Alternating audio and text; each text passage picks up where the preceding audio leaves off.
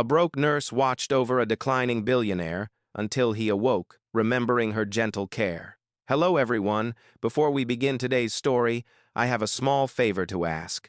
Please hit subscribe and turn on the notification bell so you never miss our channel's new videos. It is quick, free, and the best way to support us in bringing you more dramatic stories. Your support truly means the world to us. Where are you watching from? Drop your city or country in the comments below. Thank you very much. Now, let us return to our main character. The night shift hallway of St. Jude's Hospital was washed in a pale, sterile glow. Most of the lights were dimmed to save energy after midnight, but the intensive care unit always stayed bright, as if refusing to let darkness win. The soft beeping of monitors echoed faintly through the corridor, steady but cold, like the slow ticking of a distant clock. Anna Rivera pushed her cart toward room 509, the room no nurse wanted to take. She was small, exhausted, wearing an old pair of white sneakers whose soles had lost their cushion months ago. Her scrubs were neatly pressed but clearly faded. A loose strand of hair slipped from her bun as she reread the chart clipped to her cart. The same chart she reviewed every night. Grant Carter, billionaire tech founder, 46. In a coma for 6 months. Prognosis, poor. Condition, worsening. Most of the staff called him the hopeless case.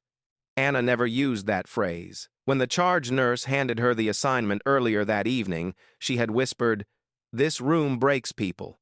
Make sure you can handle it." Anna had simply nodded. She needed the overnight hours, the shift differential, and the extra pay. But she also needed to believe that every patient deserved dignity, even the ones the world had stopped believing in. She paused at the door, took a quiet breath, and pushed it open. The room greeted her with a cold hush. Machines surrounded the bed in a semicircle, glowing like small constellations. Oxygen saturation, respiratory rhythm, cardiac activity slowing by the week. A warm towel rested on the edge of her cart, folded carefully, because she knew warmth mattered in places where hope was thin. Grant lay motionless under the pale hospital blankets. His face looked gaunt from months without sunlight. His once powerful hands had grown thin and still, resting limply at his sides. The only sign of life came from the faint rise and fall of his chest and the steady chirp of the heart monitor. Anna placed the towel in the basin of warm water, steam rising from it in gentle curls. She wrung it out slowly, letting the warmth sink into her palms. She stepped closer to the bed. "Good evening, Mr. Carter," she said softly, even though she knew he could not answer. "It is just me again, Anna." Her voice was calm, familiar, the kind that could steady a shaking world. She brushed the towel along his forearm, the warm fabric traveling over cold, unresponsive skin. She moved slowly, respectfully, never rushing, as if he could feel every gesture. "I know they say you cannot hear me," she murmured, "but I like to believe you can." She continued her routine with ritual-like care, checking the IV line, adjusting the blanket so it did not wrinkle against his skin, repositioning his pillow to prevent stiffness. She hummed quietly, not realizing the melody had become the soundtrack of her shift. A small, portable speaker sat on the table. She always brought it. She played soft jazz, the kind he used to listen to before the accident. She did not know that from charts or reports. She knew because she saw the old playlist on his phone weeks ago while updating his medical log. Tonight, the room felt unusually heavy. The air seemed slower, denser. She gently lifted his left hand to clean beneath his wrist. His skin was cool, too cool. "Come on, Mr. Carter," she whispered, her thumb brushing lightly over his knuckles. "You are not done fighting yet." A faint change in the monitor's rhythm made her pause. She leaned in. Was it her imagination? She had been awake almost 12 hours. Sometimes fatigue played tricks. But then, it happened again. A tiny flicker on the screen. A stronger beat. A sharper jump. Anna froze. Her heart thudded. "Mr. Carter, can you hear me?" she whispered. She moved closer to his face, searching for any sign of movement. The room felt as if it held its breath with her. She waited, her fingers still wrapped gently around his hand. The monitor responded with a subtle but undeniable shift. Something was changing. Something impossible. Something alive. Anna stumbled back a step, her heart pounding so loudly she could feel it in her throat. She stared at Grant's hand, the same motionless hand she had held night after night, now faintly twitching beneath her fingertips. It was subtle, almost fragile, but real. She leaned in again, her voice trembling. "Mr. Carter, if that was you, can you try once more?" The monitor responded before he did. A slightly stronger beat, a steadier rhythm. It was not dramatic or sudden, nothing like the scenes in medical dramas. It was small, quiet, the kind of shift only someone who had studied every inch of this man's condition would notice. She pressed the call button. "This is Nurse Rivera in room 312. I need a senior on duty to confirm a change in neurological response." Static crackled through the intercom, followed by a tired voice. Noted. "Someone will be there shortly." Someone arrived 10 minutes later, and it was exactly who she expected. Dr. Halpern, a man who had spent the last 6 months treating Grant Carter like an already written obituary. He scanned the monitors, barely glancing at Grant. His voice held the flat tone of someone who had not slept enough or cared enough. "What seems to be the issue, Nurse Rivera?" Anna swallowed her frustration. There was a voluntary motor response in his left hand, twice, and his cardiac rhythm has shifted. Dr. Halpern pulled out his penlight and checked reflexes with disinterest. Nothing dramatic happened. Grant remained still. The doctor lowered the penlight and exhaled in annoyance. "Patients in long-term comas often display random involuntary twitches," he said. "It is not indicative of improvement."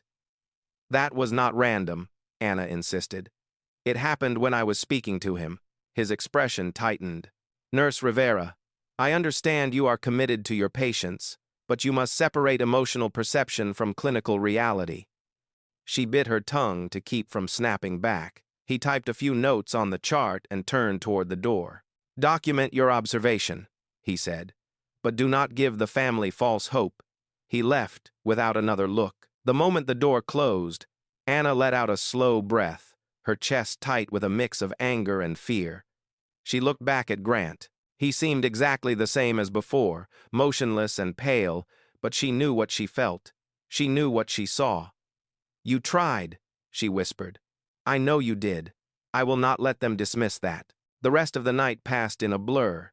She checked on her other patients, cleaned wounds, replaced IV bags, monitored vitals, and answered call lights. But every hour, she returned to room 312. And every hour, she spoke to him again.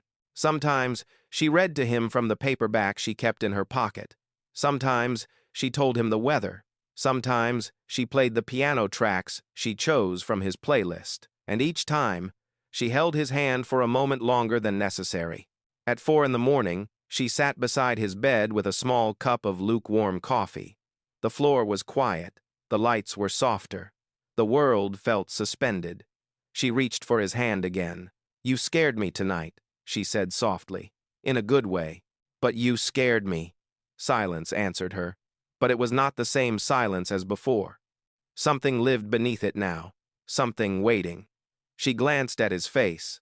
His eyelashes barely moved with each breath. His chest rose and fell slowly. But she could not shake the feeling that the room had changed because he had changed. A soft knock interrupted her thoughts. Maya, the early morning nurse, peeked in. She was younger, cheerful, and still new enough to the job to have hope to spare. "You are still here? Your shift ended 15 minutes ago." Anna blinked at the clock on the wall. She had not even noticed the time. "I will wrap up in a moment," Anna said. "Can you cover vitals for the next round?"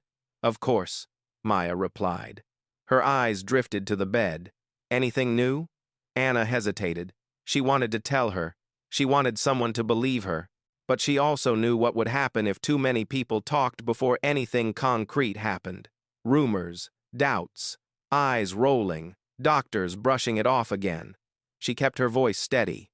"Just keep an eye on him, and let me know if anything at all changes." Maya nodded and slipped back out. Anna stood and gently squeezed his hand one last time. I will be back tonight. Try again if you can. Even a little. She turned off the speaker, cleaned up her supplies, and dimmed the lights further to let him rest. As she stepped out into the hallway, she looked back at him through the small window of the door. For 6 months, he had been a silent figure surrounded by machines. But tonight, for the first time, she felt as if the silence was cracking. She did not know it yet, but the smallest shift she witnessed would become the turning point that changed both of their lives forever. Anna slept through most of the morning, her body sinking into the thin mattress of her small studio apartment. When her alarm finally rang, she felt the weight of the previous night pressing on her chest. She replayed the moment over and over again, the twitch in Grant's hand, the shift in the monitor, the undeniable response to her voice. It had felt real. It was real. By late afternoon, she was back at Street Jude's, her coffee in hand, and her nerves buzzing. The elevator ride to the intensive care unit felt longer than usual. When the doors opened, she spotted Maya immediately. The younger nurse waved her over with an excitement that made Anna's stomach tighten. "You are not going to believe this," Maya whispered. "His vitals have been incredibly stable all day, more stable than the last 2 months." Anna felt warmth spread across her chest. "Any more movement? Any neurological response?" "No movement," Maya said. "But look at this." She handed Anna the chart. The numbers did not lie.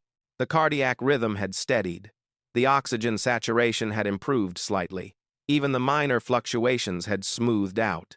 "It is not dramatic," Maya said, "but it is something. Something." That word felt sacred in a place where hope was fragile and usually forbidden. Anna walked toward room 312 with a rising sense of purpose. She pushed the door open and stepped inside. Grant lay as he had the night before, still and pale under the thin hospital blanket. But the room no longer felt heavy. The air did not cling to her skin. The monitor beeped in a more confident rhythm, as if his body had found a new direction. "Good evening, Mr. Carter," she said softly. "I heard you had a stronger day." She set up her supplies and prepared the warm basin again. She washed his face and arms with the same care she used every night. She straightened his blanket, brushed his hair gently, and kept talking to him. "You will not believe what happened in the cafeteria today," she said with a small laugh. "They finally fixed the coffee machine. The nurses are celebrating like we won the lottery." The faintest blink of his eyelids caught her eye. She froze. "Grant? Was that you?" She leaned closer, searching for any sign. She waited. 10 seconds, 20, nothing. She exhaled slowly. "If that was you, thank you. You are doing your part. I will keep doing mine." She placed the speaker on the nightstand and began to scroll through his playlist again. She chose the same piano track she had played the night before. The soft notes filled the room, warm and unhurried. As the music played, Anna noticed something small but unmistakable. There was a slight tension in his brow, as if the melody reached something deep inside him. A flicker of memory, a shadow of recognition. She whispered, "You know this song, do you not? Your phone says you listen to it a lot." She continued her routine, documenting every shift, every number, every detail. She wanted a record proof for herself, for the doctors, for whatever would come next. Hours passed quietly. The night deepened outside the windows, and the hospital's usual silence returned. Anna checked her watch. It was past 2 in the morning. She pulled a chair closer and sat beside the bed. She reached for his hand again, letting her fingers rest lightly around his. "You scared me last night," she murmured, "but you gave me something to hold on to. That is more than most people get in this place." She looked at the man lying in front of her, the man the world once admired, feared, envied. Here, stripped of power and noise, he was simply a human being in need of someone who still believed in him. Anna squeezed his hand gently. "If you can hear me, I am not going anywhere." The monitor beeped, steady and sure, as if answering her promise. And though she did not see it, the faintest movement pulsed through his fingertips, small, quiet, and full of possibility. When Anna returned for her shift the following evening, she felt a quiet, steady urgency in her chest. Something had changed in the last 24 hours, and she could feel it even before she reached the intensive care unit. The hallway lights hummed softly overhead, and the scent of antiseptic clung to the air like a reminder that this place was built on routine, not miracles. But Anna knew routine was no longer the whole story. Maya met her halfway down the hall, clutching a clipboard. "You are going to want to see this," she whispered. Anna's pulse kicked up. What happened? Not movement, but responsiveness. His vitals shift when someone speaks to him now. It is subtle, but it is real. I tested it twice. When I said his name, the cardiac rhythm jumped just a little. Maya lowered her voice. It never did that before. Anna felt warmth rise in her chest. "Thank you for checking." Maya nodded. "I knew you would want to know. Go on. He has been waiting for you." Anna walked toward room 312, her hands trembling slightly. She pushed the door open and stepped inside. The room was quiet, lit by the soft glow of the monitors, reflecting off the white walls. Grant lay where he always lay, but the air in the room was different now, alive in a way she could not explain. "Good evening, Mr. Carter," she said, setting her bag down. "It is Anna. I am back. Just like I promised." The cardiac monitor responded with a tiny jump, not dramatic, not wild, but it jumped. She covered her mouth, trying not to gasp. "You heard me," she whispered. "You really heard me." She moved closer, her voice steady but filled with emotion. "All right, if you are listening, let us continue our routine." She prepared the warm basin of water the same way she always did. She wrung out the towel and placed it gently along his arm. His skin felt warmer than it had the night before. She cleaned his face, brushing her fingertips lightly across his cheekbones. She adjusted his pillow, careful not to disturb the IV line. She smoothed the blanket over his chest. With each touch, she could feel something responding beneath the surface, as if his body recognized her presence and clung to it. When she reached for the portable speaker, she hesitated. "If you like this song as much as I think you do, let me know somehow." She pressed play. The piano melody filled the room, soft, familiar, warm. His breathing deepened almost instantly. The slightest change, but unmistakably connected to the music. Anna sat down beside him, her heart aching in a way she had not anticipated. "Someone out there cares about you," she whispered. "People outside this building probably wonder if the world still remembers your name. But here, in this room, I promise you, I remember." She watched the monitor for several minutes, tracking each rise and fall, every change in rhythm. She documented everything meticulously in his chart. She wanted the world to know what she had witnessed. She wanted someone to believe him the way she did. Around midnight, she took his hand again, just as she did every night, the warmth of her palm wrapped around his fingers. "You are fighting," she said softly. "I can feel it, and I will fight with you." His fingertip twitched. Not large, not obvious, but purposeful. Her breath caught. Tears filled her eyes instantly. "Grant, I am here," she whispered. "I am right here." The room remained still, but she knew he had heard her. She knew he had reached out. For months, he had been silent. For months, he had been slipping away. But now, here in the dim glow of the machines, something had begun to pull him back. Anna brushed her thumb gently over his knuckles, her voice barely above a whisper. "You are coming back to me. I know you are." And for the first time since the accident, the faintest spark of life flickered across his face, small, fragile, but undeniably real. Anna barely slept after her shift. She lay awake replaying every detail of the night, every twitch, every small response he made. It was no longer a question of whether something was happening. It was happening. She had felt it beneath her fingertips, seen it on the monitor, heard it in the shift of his breathing, and now she carried that fragile hope with her like a living thing. When she returned to St. Jude's the next evening, the atmosphere in the intensive care unit felt strangely charged. Nurses moved quickly between rooms, and she heard soft whispers as she passed by. Maya caught up to her, eyes bright. "He is even more responsive today," Maya said. Dr. Halpern still does not believe it, but the numbers are undeniable. Anna steadied her breath. What did you see? He reacted to noise. When we checked his reflexes, his breathing changed. And she leaned closer. He reacted to your name. Anna's heart stopped for a moment. My name? Maya nodded. When I told him you were coming back tonight, the oxygen saturation increased. Just a little, but enough that it showed on the chart. Anna felt her throat tighten. She whispered, "Thank you for telling me." She walked toward room 312, her footsteps slow and deliberate. When she pushed the door open, the soft glow of the monitors washed over her. Grant lay still as always, but something felt different, as if he were waiting. "Good evening, Mr. Carter," she said softly. "It is Anna. I am here." The cardiac monitor answered with a gentle rise in rhythm, a subtle but clear acknowledgement. Her eyes stung with emotion. "You heard me," she whispered. "You really did." She prepared the warm basin again and began her routine. She washed his face with a tenderness that came naturally now. She smoothed his hair, adjusting the strands that fell across his forehead. She checked the IV line, replaced the saline bag, and repositioned his pillow so his neck would not stiffen. She spoke as she worked. "You have been improving all day," they told me. "I hope that means you are ready for the next step. I hope it means you are ready to fight." When she reached for the portable speaker, she chose the same piano track again.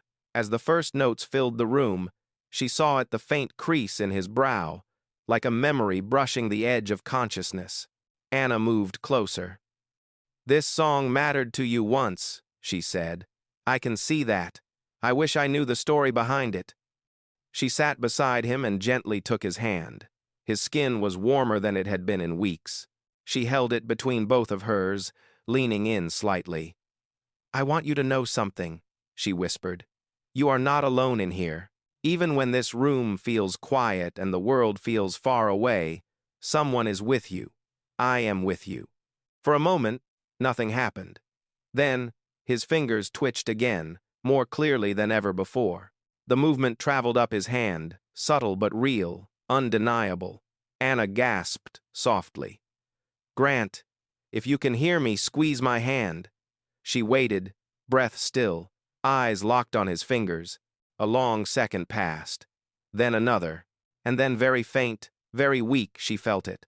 A pressure, the smallest squeeze, a deliberate squeeze. Her voice broke.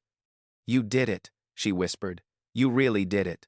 She pressed her forehead gently against his hand, tears slipping down her cheeks. "You are coming back. Oh my goodness, you are fighting your way back." She looked up at him, her voice steadier now. "I promise I will not let anyone take your progress away. I will fight for you, just like you are fighting." The monitor beeped steadily, almost proudly, as if echoing her words. For the first time since the accident, there was no doubt, not a coincidence, not an involuntary twitch, not a fading echo of a broken body. This was connection. This was recognition. This was the beginning of something extraordinary. And Anna, with her warm hands and trembling heart, had become the anchor pulling him back to the world. When Anna returned to Street Jude's the next evening, she walked with a new kind of fear stirring beneath her ribs. Hope was dangerous in a place like this. It made people careless. It made people dream. But she could not help it. After the deliberate squeeze, he gave her hand. After watching the monitors respond to her voice, she knew the truth. Grant Carter was waking up, slowly, quietly, but undeniably. The hallway outside the intensive care unit buzzed with a tension she had never felt before. Two nurses were speaking in hushed tones near the supply closet. A respiratory therapist walked by, shaking his head as if trying to make sense of something he could not explain. Even Maya looked unsettled when she approached her. "You should prepare yourself," Maya said. Her voice was hushed and trembling. "Something big happened this morning." Anna's heart lurched. "What do you mean? What happened?" Maya swallowed. His eyelids moved. Not just a twitch. They fluttered for almost 3 seconds, while the morning team was changing his dressings. Anna's breath caught in her throat. "Did anyone document it? Of course, Maya said quickly. But Dr. Halpern dismissed it again. He said it was spontaneous muscular activity. She rolled her eyes. If that man saw Grant sit up and introduce himself, he would still call it reflexive. Anna closed her eyes for a moment, steadying her breath. I will see for myself. She walked toward room 312, every step weighed with a mixture of hope and dread. She pushed the door open gently and stepped inside. The room was quiet, filled with the familiar glow of the monitors. Grant lay in the same position as always, but something felt profoundly different. The air held a kind of anticipation, as if the room itself had begun to listen. Good evening, Mr. Carter, she said softly. It is Anna. I am here. The monitor responded immediately with a small rise, an unmistakable acknowledgement. She stepped closer, her voice warm and steady. I heard you were busy today. You surprised the morning team. She began her usual routine, washing his arms and face with the warm towel. His skin now held a faint heat that was new. She adjusted his pillows, checked his IV line, and documented every minor change in his vitals. As she worked, she continued talking to him in the same gentle cadence she used during every shift. You are full of surprises lately, she murmured. But this one is incredible. She reached for the portable speaker, selecting the piano track he seemed most responsive to. The first notes drifted through the room. Almost instantly, she noticed the faintest shift in his breathing. You hear this, she whispered. I know you do. She took a seat beside him and held his hand again. His fingers were warmer tonight. She traced the back of his knuckles with her thumb and leaned closer. If you can hear me, I want you to try something, she said softly. Try to open your eyes, even just a little. For a moment, nothing happened. The room stayed still, save for the hum of machines and the quiet melody drifting through the air. Anna kept her eyes locked on his face, watching, waiting, praying. Then it happened. The smallest movement, a twitch at the corner of his eyelid. She leaned forward, barely breathing. Grant, try again, she whispered. I am right here. His eyelids fluttered, a brief tremor of effort. Then again, stronger this time. His lashes lifted just enough for her to see the faintest glimmer beneath them, a shadow of awareness returning. Oh my goodness, she breathed. You are trying. You are really trying. Her heart raced so fast it felt like it might burst. She squeezed his hand gently. You can do this. Open your eyes. With an almost painful slowness, his eyelids lifted a fraction more, revealing a thin sliver of deep brown. His gaze was unfocused, unfixed, but it was there. It was real. Grant, she whispered, tears filling her eyes. You are coming back. His chest rose with a shaky breath, as if the effort of opening his eyes had taken every ounce of strength he possessed. His fingers twitched in her hand, weak, but purposeful. She leaned closer, her voice barely a whisper. Can you hear me? If you can hear me, blink. 1 second passed. Then 2. Then his eyelids lowered in a slow, deliberate blink. Anna covered her mouth to smother the sob that threatened to escape. Tears streamed down her cheeks. That was you, she said. I know it was you. His eyes opened again, slightly wider this time. He seemed to be fighting through a thick fog, searching for something familiar, something safe. Anna placed her free hand gently against his cheek. You are not alone. I am right here. Do you remember my voice? A subtle movement ran through his brow, as if her voice tugged at a distant memory. His breathing quickened. His eyes shifted, not fully tracking but responding. You do remember, she whispered. I can see it. For the first time since the accident, Grant Carter, one of the most powerful men in the country, was no longer lost in silence. He was awake, barely, slowly, painfully awake. But awake. And the first thing he saw, the first thing he reacted to, the first thing he recognized, was her. Anna stood frozen for several seconds, unable to move or breathe, afraid that any sudden motion might break the fragile miracle unfolding before her. Grant's half-open eyes drifted slowly across the room, unfocused but undeniably alive. The deep brown beneath his lashes shimmered with the faintest spark of awareness, like someone waking from the bottom of a long, dark ocean. She leaned closer, her voice soft but steady. "Grant, can you follow my voice? I am right here." His gaze shifted, not sharply but with intention. It moved toward the sound of her voice. His breathing grew heavier, his chest rising with uneven effort. He was fighting to return, struggling against months of silence. "It is all right," Anna whispered, brushing her thumb over his knuckles. "You are doing so well. Take your time." But before she could calm him further, alarms suddenly pierced the quiet room. The heart monitor spiked, then dipped, then spiked again. The oxygen saturation fell sharply. The machines erupted in frantic beeps. "No, no, no," Anna whispered, tightening her grip on his hand. "Stay with me. It is just the shock of waking up. You are safe. You are safe, Grant." She reached for the call button, but before she pressed it, the door burst open. Dr. Halpern stormed into the room with 2 nurses behind him.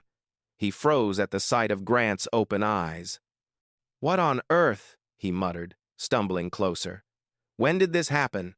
Anna did not let go of Grant's hand. "Just now. He is responding to stimuli. His vitals are fluctuating from the effort. He needs stabilization, not panic." But Dr. Halpern was already in defensive mode, barking orders. "Give him 1 milligram of midazolam. His system is in distress." Anna shot up from her chair. "Do not sedate him.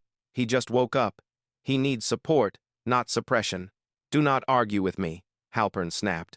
"He is hyperventilating, and his neurological state is unstable. This could trigger a seizure." Anna moved in front of the nurse holding the syringe. "No, absolutely not. You are going to make him slip back under." "This is standard medical protocol," the doctor snapped. "You are a night shift nurse, Rivera, not a neurologist. Step aside." Grant's hand jerked weakly toward Anna, his fingers twitching as though trying to reach her again. She felt the movement against her hip. She spun back toward him just in time to hear him struggle for breath, a faint, broken sound escaping his dry throat. Her heart shattered. He was trying to speak. He was trying to call out to her.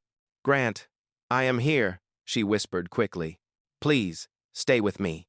Dr. Halpern pushed forward. "Move aside, Nurse Rivera." "No," she said firmly. It was a single word, but it held months of exhaustion, faith, and stubborn belief. It was enough to make the room fall silent. He stared at her, stunned by her defiance. "If you interfere again, I will report you for insubordination." "Then report me," Anna said. "But I am not letting you push him back into a coma because you refuse to acknowledge his progress."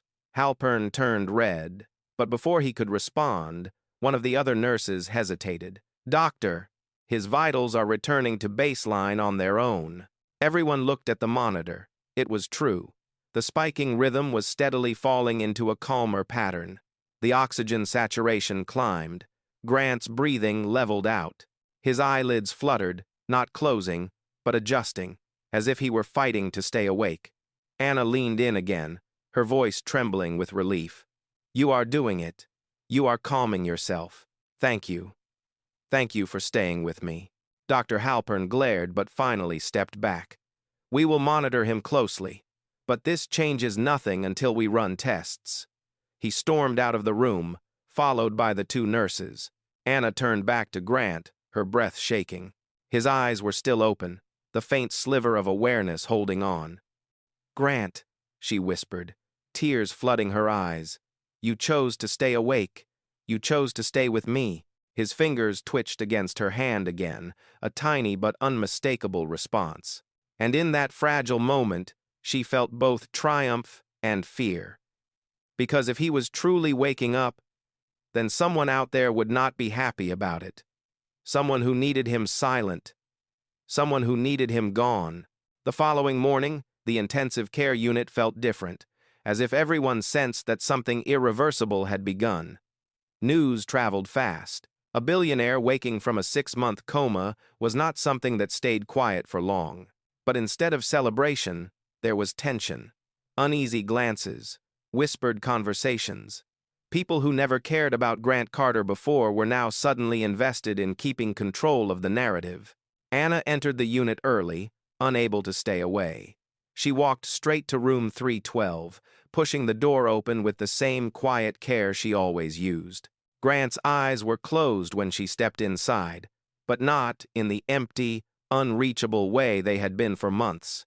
His eyelids twitched softly, and his chest rose with steady breaths. He looked like a man sleeping, not a man fading away. "Good morning, Mr. Carter," she said gently. "It is Anna. I am here." His eyelids fluttered, then opened weakly. His gaze searched, unfocused at first, until it found her. It settled, softened, recognized. Anna pressed her hand over her heart. "Hi," she whispered. "You are really here." The door swung open behind her. She turned, expecting Maya.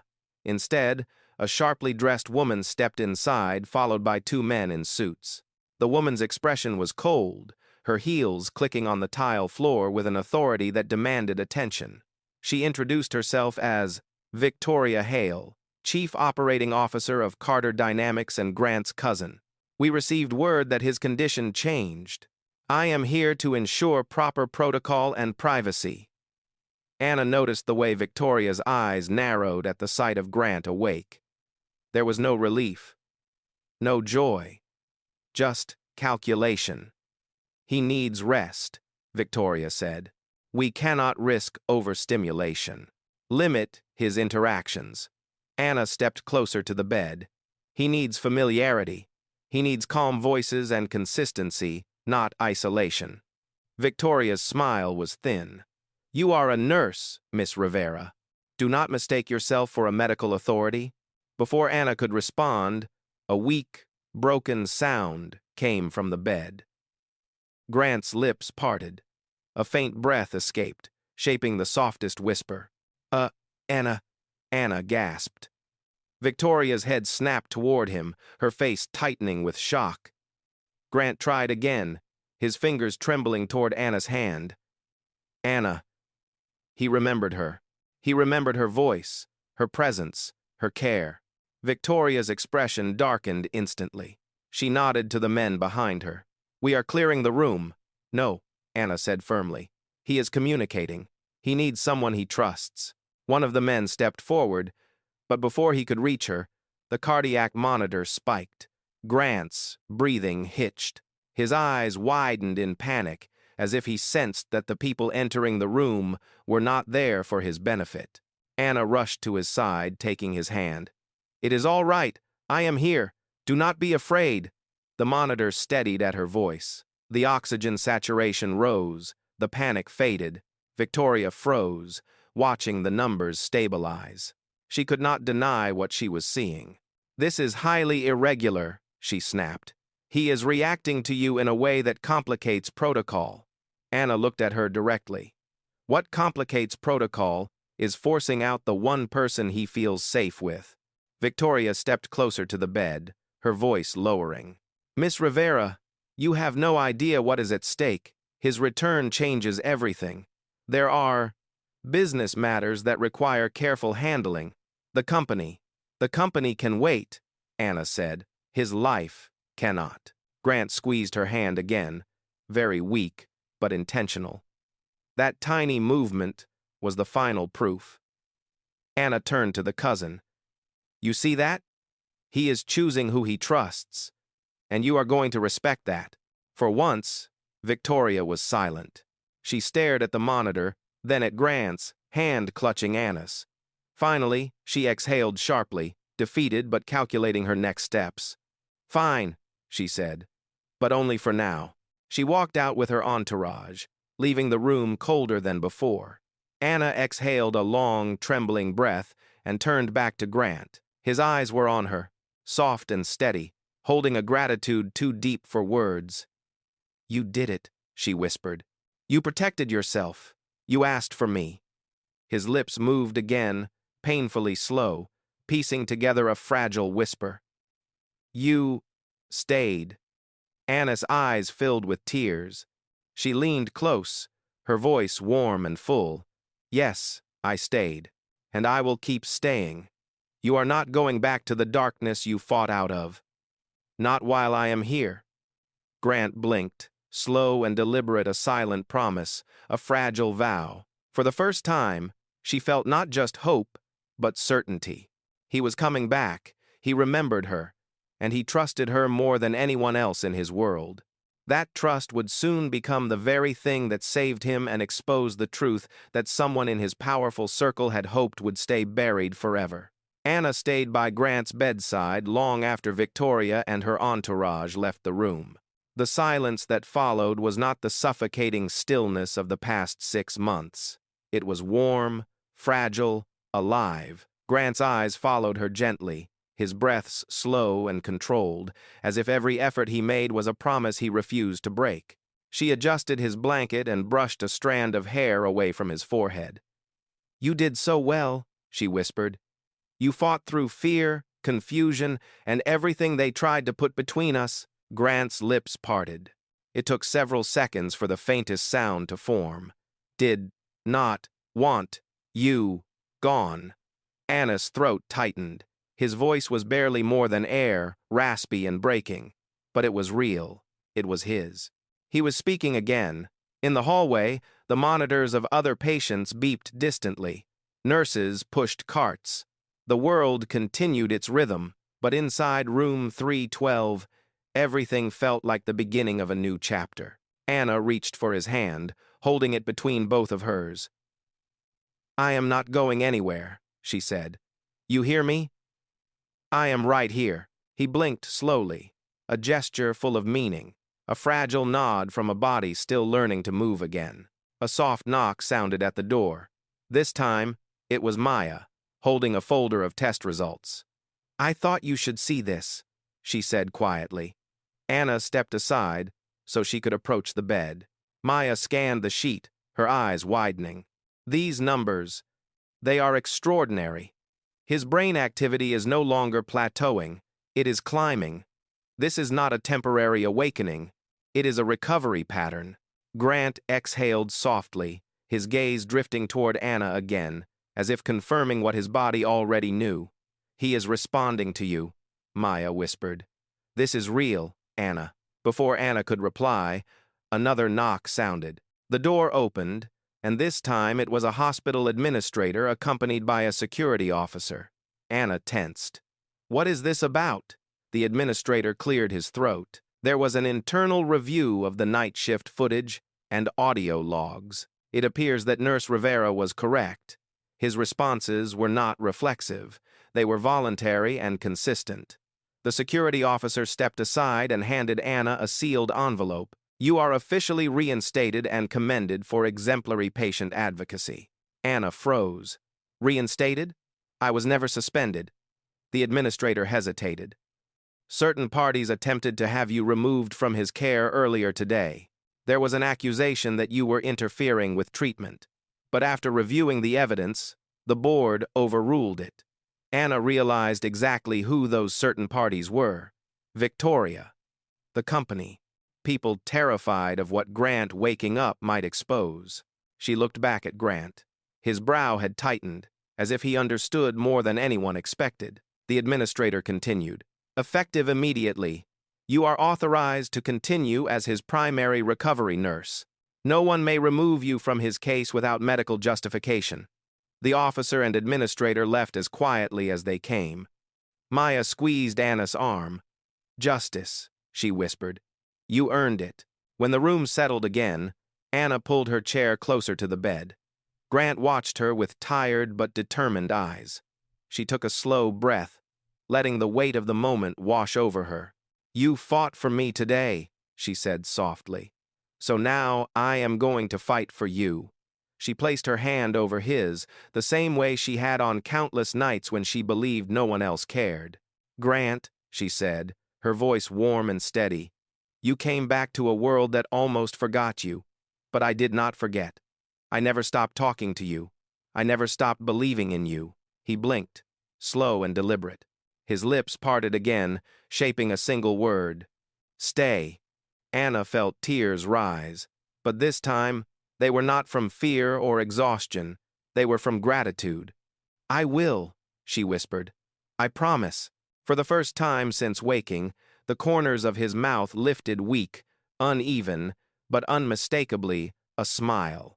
The machines continued their steady rhythm, no longer the sound of a fading life, but the heartbeat of a man returning to the world. The man who remembered her voice. The man who reached for her through the darkness. The man who opened his eyes because she refused to give up. And as Anna held his hand, she realized something profound. He had not just awakened, he had chosen her as the anchor that pulled him back. And neither of them would ever face the dark alone again.